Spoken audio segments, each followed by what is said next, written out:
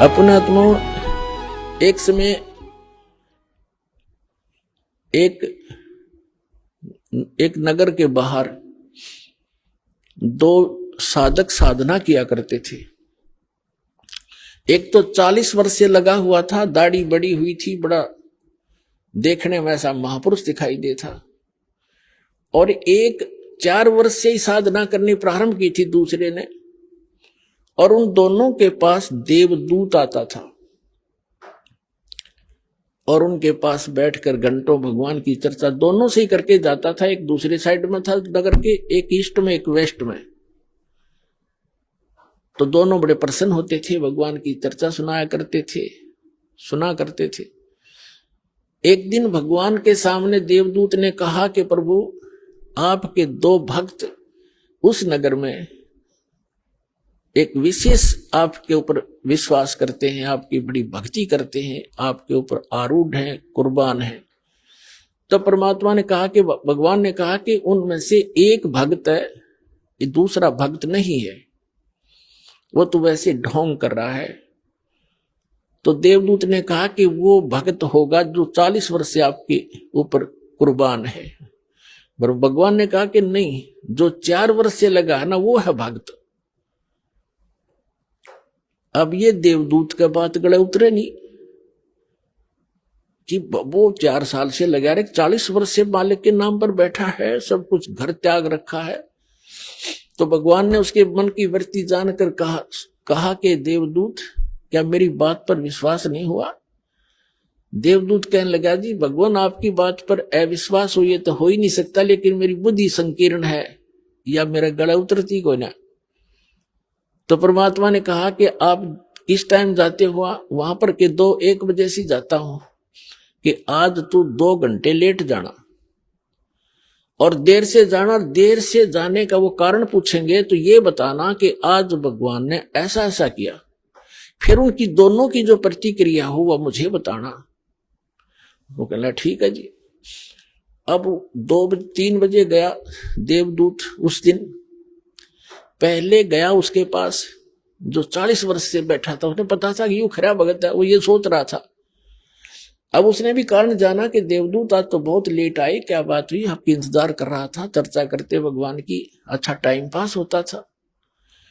देवदूत ने कहा कि हे भक्त, आज के बताऊं, बस पूछे मत, आज तो मेरा कलेजा पकड़ेगा।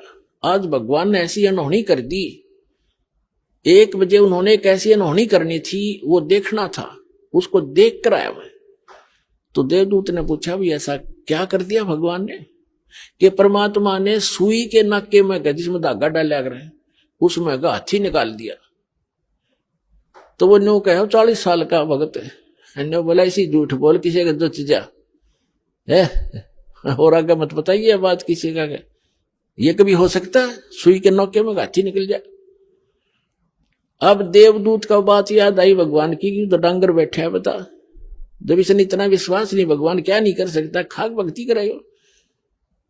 तब उसकी दिमाग का शक्रु सीधे हुए देवदूत के भगवान ठीक कह रहा था। फिर गया दूसरे के पास।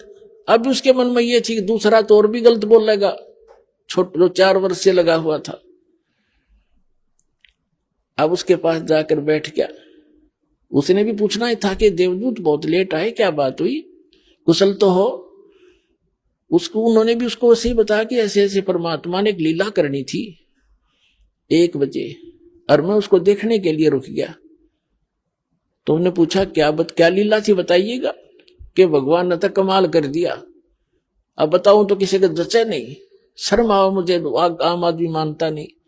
अब क्या बात बता तो फिर भी, कि भगवान ने सुई के नाके में हाथी निकाल दिया।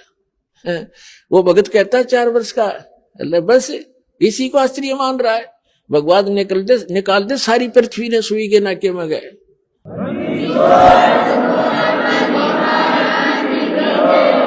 तो देवदूत ने सीने से लगा लिया उस भगत को कि धन है तेरे माता पिता जिनसे जन्म हुआ, भगत होती सा हो। तो पुण्यात्माओं, इस भक्ति मार्ग में इम्पॉसिबल चीज नहीं होती और अविश्वास नहीं होना चाहिए। सतगुरु जो चावे सो कर ही, 14 कोट दूत जम डर ही, ऊत भूत जम त्रास निवारे, और चित्रगुप्त के कागज फाड़े। बोलो सतगुरुदेव।